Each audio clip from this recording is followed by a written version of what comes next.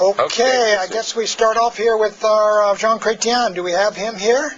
No, we do not. Let's start off with, folks, here's the Prime Minister of Canada, who's going to introduce our subject tonight. Let's listen. We will soon introduce legislation to decriminalize possession of small amounts of marijuana.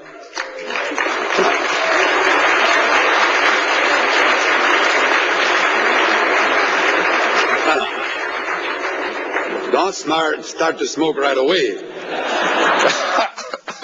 Prime Minister Jean Chrétien, our northern neighbor, and we introduced our subject, and what they're doing in Canada, folks, is decriminalizing marijuana, which means you can smoke it without facing any legal penalties. And there's real concern this side of the border that it may be coming down here big time. Our guests are Dr. Andrea Barthwell, who's in the White House Office of National Drug Control Policy, and also Keith Stroop, the founder and president of NORML, the National Organization for the Reform of Marijuana Laws. You want to knock that cigarette out over there, Keith?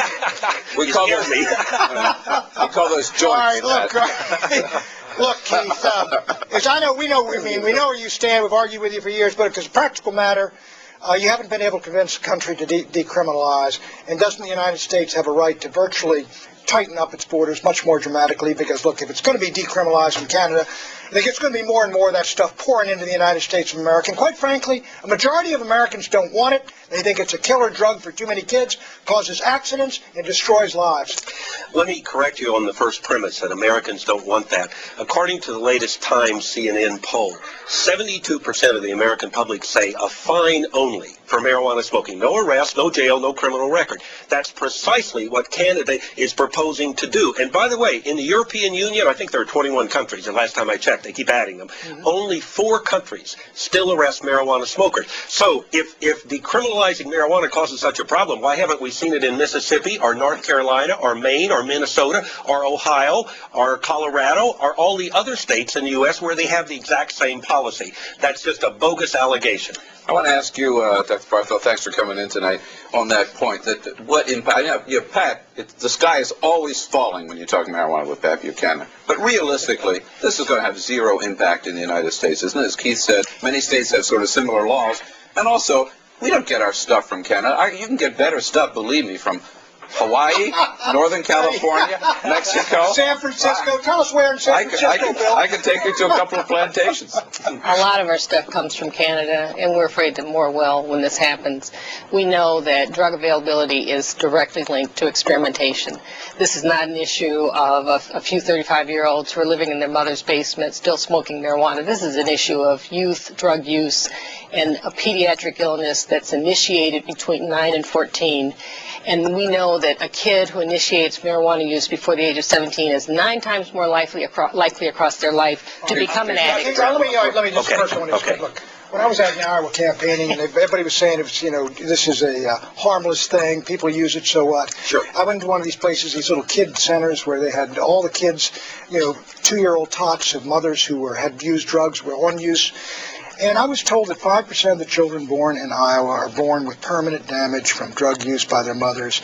And so, Keith, this is not a joke. As the doctor says, we laugh about it and we kid about it and potheads, but it's destroying lives, isn't it? No, the allegation is serious, but there's no foundation to it. There's no problem with mothers who have children if they smoke marijuana. There's no smaller birth weight. It's not like alcohol. So let's back off that. Also, Dr. Bradwell, I have to make one point here. Yeah. There have been about 5 studies done by the U.S. government to try to measure drug use patterns in states that have stopped arresting smokers in this country, just what Canada's talking about doing, compared to their neighbor states where they still arrest smokers. There's not one iota of difference. There's not any increase in usage. So it's about time you guys quit doing that skies falling stuff. The evidence worldwide is compelling.